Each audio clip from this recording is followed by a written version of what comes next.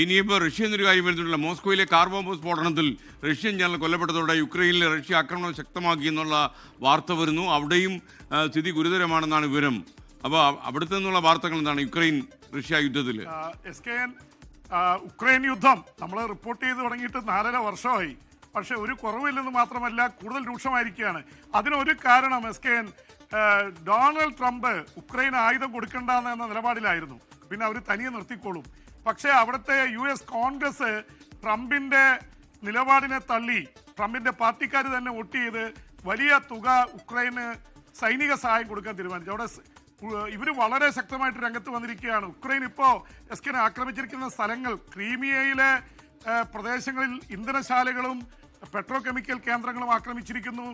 റഷ്യയുടെ ഉള്ളിൽ കയറി അവരുടെ പ്രധാനപ്പെട്ട ആയുധപ്പുരകളും മിലിറ്ററി പ്ലാന്റും നശിപ്പിച്ചിരിക്കുന്നു.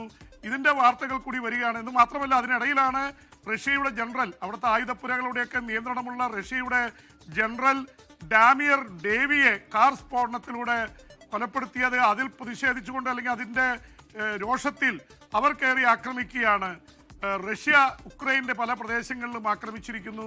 അതിനിടയിൽ ഉക്രൈൻ മരിയോപ്പോൾ അടക്കം, നേരത്തെ ഉക്രൈന്റെ ഭാഗമായിരുന്ന പല സ്ഥലങ്ങളും ഇപ്പോൾ റഷ്യയുടെ അധിനിവേശത്തിലാണ്, ക്രീമിയ അടക്കം. അവിടെയൊക്കെ മുഴുവൻ കയറി ആക്രമിക്കുന്നുണ്ട്. അതിലെ ഏറ്റവും പ്രധാനപ്പെട്ട കാര്യം അതിൻ്റെ ഇടയ്ക്ക് വരുന്നത്, ഇറാനെ സംബന്ധിച്ചിടത്തോളം ഇറാൻ വലിയ യുദ്ധത്തിലായിരിക്കുമ്പോൾ തന്നെ ഇറാന്റെ ഫുട്ബോൾ ടീം വലിയ സുരക്ഷാ വലയത്തിലാണ് മെക്സിക്കോയിൽ കഴിയുന്നത്. ഇന്ന് ലോകകപ്പ് ഫുട്ബോൾ ആരംഭിക്കുകയാണ്. ഏറ്റവും ശ്രദ്ധാകേന്ദ്രമായ ടീം ഒരുപക്ഷെ അർജന്റീനയോ ബ്രസീലോ പോർച്ചുഗലോ, അവർക്കൊക്കെ സൂപ്പർ താരങ്ങളുണ്ട്. ലയണൽ മെസ്സിയും ക്രിസ്ത്യാനോ റൊണാൾഡോയും ഫ്രാൻസിന് കിലിയൻ എംബാപ്പയെ പോലുള്ള.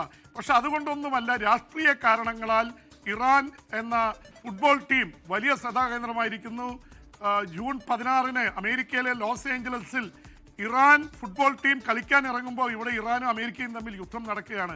അവർക്ക് എങ്ങനെ സെക്യൂരിറ്റി കൊടുക്കും എന്നുള്ള കാര്യത്തിൽ ഒരുപക്ഷെ അമേരിക്കൻ പോലീസും സൈന്യമൊക്കെ തല പുകഞ്ഞ് ആലോചിക്കുകയാണ്. കാരണം ലോസ് ഏഞ്ചലസ് അമേരിക്കയിലാണ്.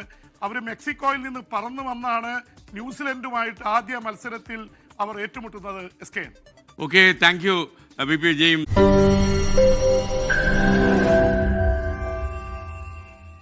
ലോകത്തെവിടെയായാലും ഏത് സമയത്തും 24 വാർത്തകളും ഓഗ്മെന്റഡ് റിയാലിറ്റി പാക്കേജുകളും എക്സ്പ്ലെയിനറുകളും വിശദമായി കാണാൻ ഞങ്ങളുടെ YouTube ചാനൽ നിങ്ങൾക്ക് സബ്സ്ക്രൈബ് ചെയ്യാം.